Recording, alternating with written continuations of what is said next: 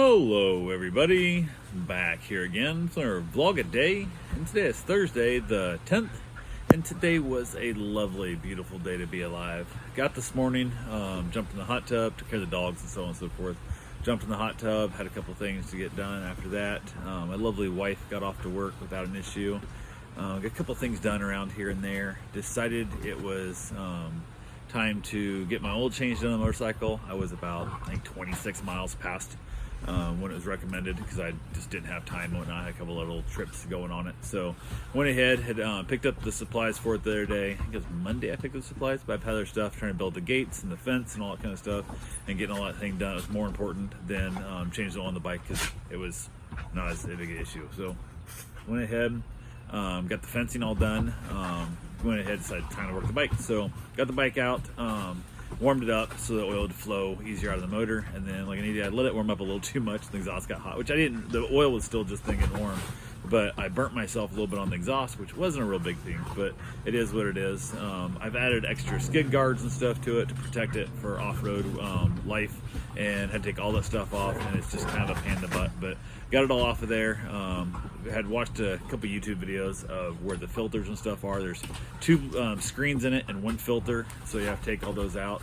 The kit comes with it, comes with O-rings, comes with a new like drain plug also, like every time. Apparently your kit comes with a drain plug every time, which seems a little bit ridiculous to me, but hey, whatever. The whole kit was like, I don't know, 50, 60 bucks, whatever, including oil. So it wasn't that bad. I called the one shop, and one of them quoted me like $500 over, plus whatever else they come up with. As they found, like, it's a brand new bike, it's got 620 miles on it. There wouldn't be any other issues in here. What should be covered by warranty at this point. It's not like brakes are wearing out and stuff. So, and I was like, man, I can't pay you guys $500 and some. Somebody else said the other shop, they took theirs too, which was a couple hours from me. Only charged them like $400, and I'm like, is it worth that much time? That's ridiculous. So went ahead, tore it apart, going slowly, taking it apart and stuff and whatever and whatnot, and make sure I get it all, the stuff done right. The biggest part is taking the damn skid guard off. It's not a good design for the back screen is, the bottom screen. So I just get the stuff out, put some aluminum foil over top of the exhaust, trying to keep the oil off the exhaust and whatnot, so when it drains out, because again, they don't care. They really just don't care when they build these things for ease of use. They could have made that side of the motor casing stick out literally a quarter inch farther. It would be perfectly fine, would not have been an issue at all. Which I thought about after seeing that. I thought about going out, and because it's a big drain plug, I thought about going out and having that basically machined, like have a machine shop, machine me one that's a smaller drain plug that sticks out that half inch or so I'd want. So I don't know, probably won't do it, but it's a cool idea, and I like the idea of it. And who knows, maybe something I might make some up and then try and sell them to other people so they don't have that hassle factor all the time. But got it done, got the oil all drained out and stuff, both sides, because you gotta go from both sides and so on and so forth. Got it all drained out. I let it drain way longer than it really needs to, because it's first oil change, and they use like a mineral oil type thing or something, the way it sounds. The screens showed a lot of debris, which everything I watched online, everything I've checked into, said the first break-in time there's a lot of debris, almost like they think they throw stuff in, because they said some of the stuff they pulled off and looked at a microscope underneath it, and the guy said none of this stuff even looks like it'd be in a motor. Like, I don't know how this stuff's in there. It's like part of like the packing, the shipping, they don't know what it is. So who knows, it's hard telling. So went ahead and got them out, got all the things back in, got it all screwed back together, got it all put up tight, and then started filling the crankcase back up, and it's not a really easy place to get to, so I got a funnel, and it's still kind of a pain in the butt with the crash bars and stuff, and I was filling it up, and I was just like, it was taking a while, and every once in a while it overflow it outrun the funnel, I guess, basically back up through.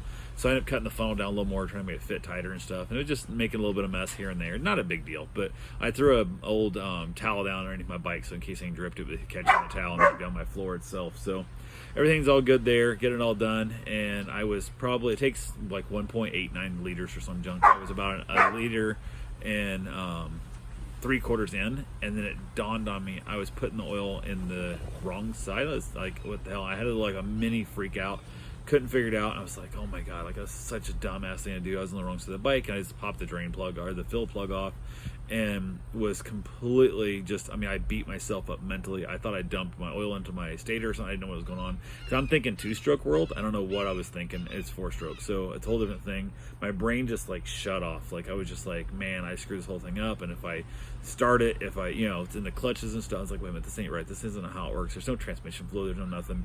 And then it dawned on me, so I basically made a couple phone calls. I asked my buddy, like, hey, is this what I'm doing wrong? And I tilt the bike up, and there's showing no oil in the sight window. So I'm like, oh my god, it's filled at the whole wrong spot. So now I'm like, okay, since there's no oil in it at all, like I've clearly it went to the wrong spot. So I don't know where my oil is right now. Like I've got to pull the whole case off, and I'm thinking, do I do this myself? Do I take it to a shop and pay somebody? This would be thousands of dollars repairs. So I just did the bike. And then I basically finally was able to get a hold of somebody. I tried to look online and stuff, and all I did, it was nothing. Turned out to be absolutely no problem at all. Just took longer to fill it. As I filled in my oil into the timing hole plug where you basically set the timing. Completely like an idiot.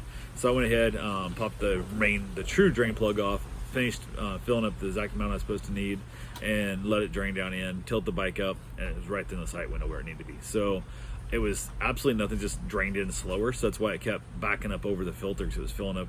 It's a smaller hole where it goes in. It's kind of a pain in the butt, but it was just made it slower, and just gave myself, like, I literally beat myself up. Just, if somebody had spoke to a friend of mine even half as harsh as I spoke to myself then, I would have just lost my damn mind. I would have never accepted that kind of behavior from somebody else, and I would not put up with it. And why I let myself talk to myself that way, I do not know either. But it is what it is. So got that all done, got it all taken care of, and I was like, okay, cool, it's good to go. Took the bike out for a little ride, made sure it's running right and stuff, and I was like, no big deal. I'd pushed the bike out of the way, had to put a vending machine into the garage, because I had a code set outside, whatever. You can't have vending machines outside, which I'm like, screw off. So I went ahead, got that pushed up in there. It's kind of a pain in the butt because it started pouring down rain. It's just torrential downpour.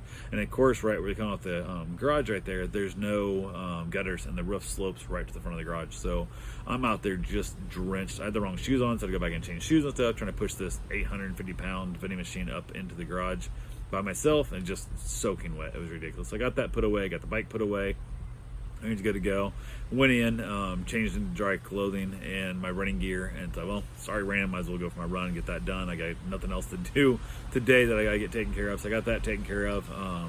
Sent my wife the code violation letter, saying she had to call them. The guy that answered the phone, like, I had no idea what was going on, and kind of sounded like he's been a bunch of these calls because they got a new code enforcement officer, and he is just going rampant. Like, he's just busting people for doing things. Like, my neighbor got hit with code violation for having a sign advertised. His buddy does those little decorative curves, like they can put like the little concrete mix up, and it kind of does decorative, looks like stone or all kinds of stuff. And he put a sign out there for his buddy, because his buddy did it for free. So he put the sign out there like, hey, if you want this done, you can hire this guy, kind of thing. Here's his number. And he got a code violation because apparently you can't put one of those signs in your yard for a service if you did not have a permit pulled for that service at that address. So it stopped people from having a bunch of billboard type things, which is hilarious because you cannot pull a code for that type of work, because that is not a coded work. So I'm like, what the hell? So neither is like lawn mowing. So all these people we see with like, hey, so-and-so took care of my lawn, or they sprayed my yard, there's no permits in it. So every one of these signs is, I guess, illegal. Like, it's ridiculousness. And this sign had been up for 2 days. He'd had it on the yard when he got the letter, and I was like, which it takes like almost 2 days to get the mail here, at least a day. So the sign had been up for less than a day when the guy hit him with a code violation, and I was like, oh, how stupid is this? So whatever, it is what it is. But yeah, got that done, got the vending machine put away, got my run in, got back to the house. We ended up eventually my wife got home from work, went ahead, had dinner, watched a little bit of Netflix.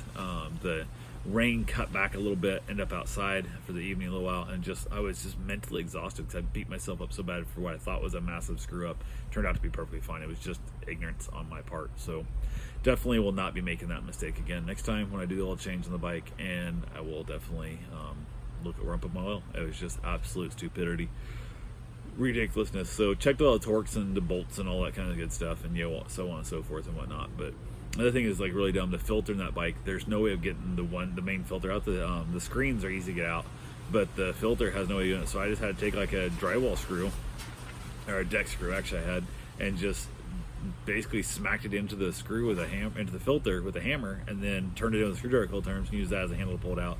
And I cannot find anything. Well, I didn't put a little knot on there. I didn't put a little knobs, a little handle, something. Can't reach it. Cannot get to it at all. So I was like, yeah, I just hope I never put it in wrong. I had to like take it back out and check it, because there's no way of getting it out without damaging it. Once you put a hole in the end, the filter becomes worthless at that point. So who knows? It's kind of a dumb design with that whole filter thing. Most of the time the filter kind of drops out the bottom, so not a big deal. This one actually tilts and slides upward a little bit. Best is it even, because it leans, the bike leans on the kickstand, towards the left side, and it actually comes out the right side, so it goes up at an angle, which also means you got to tilt the bike to the right to get the oil to drain out. There's a couple little flaws in that system that could have been done a little bit better, but it is what it is. It's done. It's ready to go now, and I'll be able to get out and get some riding done. So anyway, that's all I got for now. I will talk to you guys tomorrow. Have yourself a safe, wonderful day. Thanks for watching.